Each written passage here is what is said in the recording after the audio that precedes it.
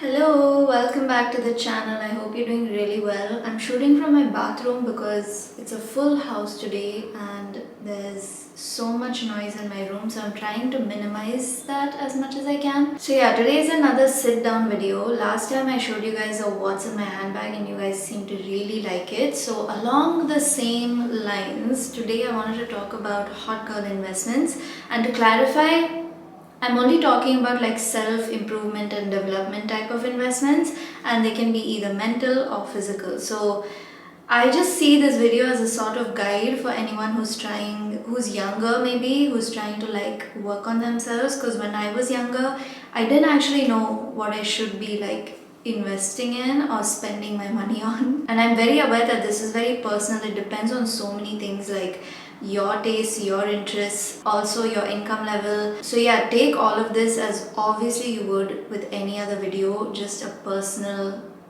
recommendation. Like I'm just making personal recommendations. It's up to you what you take and what you leave behind. So as I said, this can be both mental and physical. So when it comes to mental self-improvement and a hot girl investment, biggest one is therapy. I'm very aware that this is a very time consuming and very expensive process. You do have to spend a lot of money sometimes until you find a therapist that you actually gel with and like. So if you're not at the place to do that, a really good way that I personally have realized is a great way to work through a lot of like mental issues. And when I say issues, I mean just feelings. Like they don't always have to be issues, but anything you're feeling and you can't make sense of.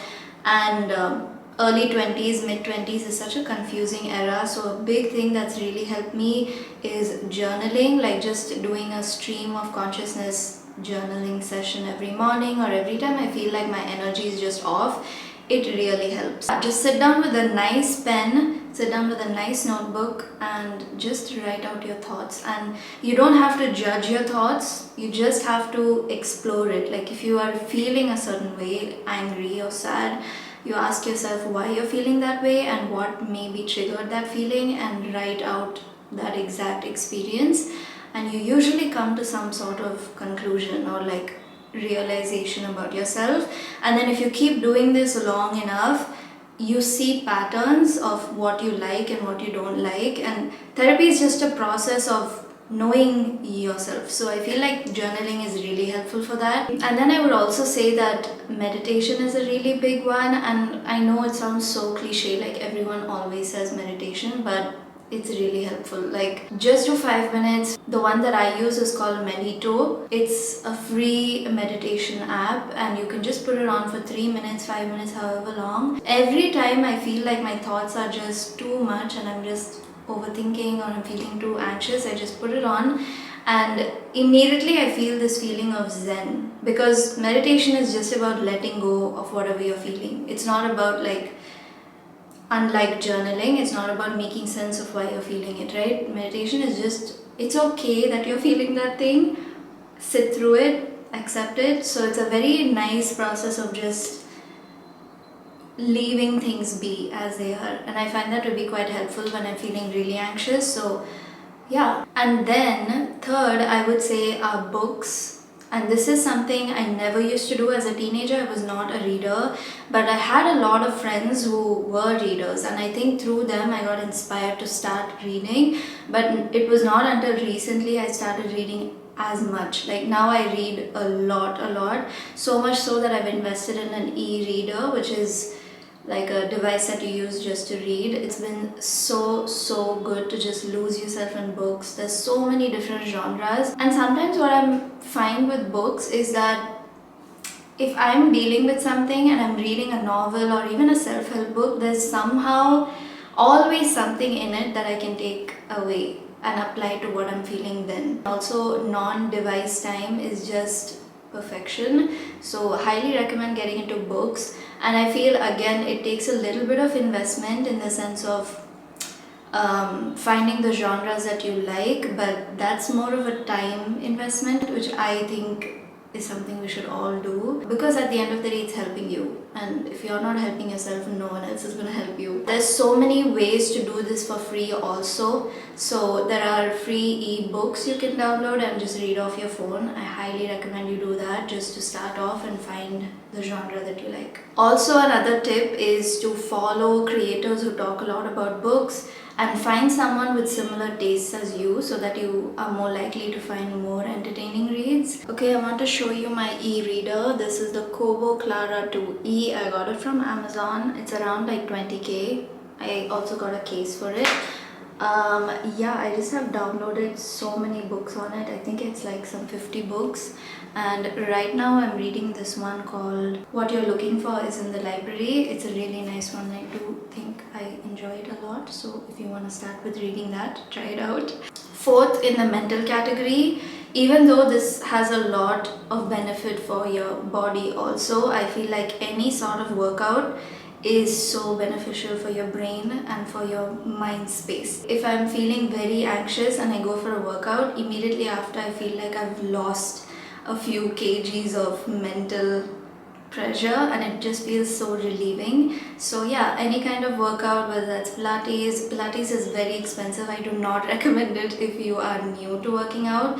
If you're new to working out, you can literally just start with walking, you can just start with running. If you have access to a gym, then you can find a free workout plan on Instagram or Pinterest and then just do that program. There's also apps you can download for a very minimal price. So yeah, working out overall mentally really great hot girl investment to make. The last thing that I'm gonna add in the mental category, even though it does require a certain amount of financial investment, for the longest time when I initially was into content, I would view investing in making that content better as an unnecessary expense. Like when it comes to lights, when it comes to cameras, when it comes to mics, like I would just think that why do I need to do this? Like, you know, my content is fine already.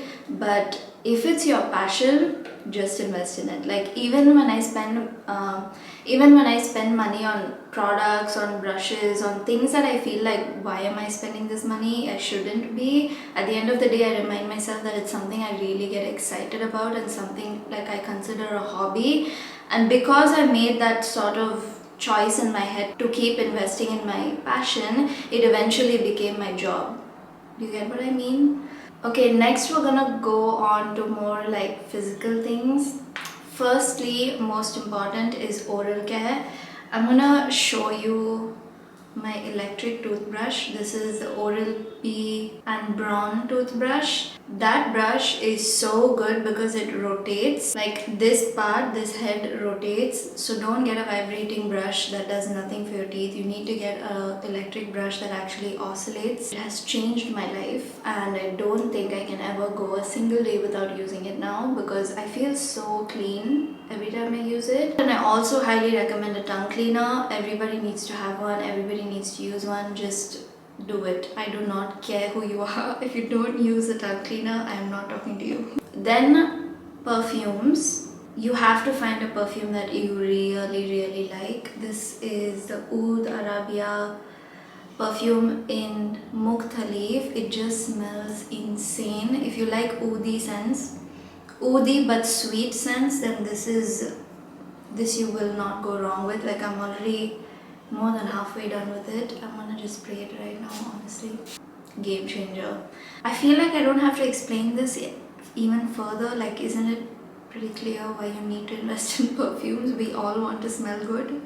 Okay, then I'm going to talk about accessories. Obviously, in this category, I would include jewelry. If you have the ability to invest in gold jewelry, definitely do that. You can get such cute, dainty jewelry pieces in the 18 karat gold category. I'm going to show you these threaders. These are my X threaders that I launched with this brand called Stack. It's got an X at the end.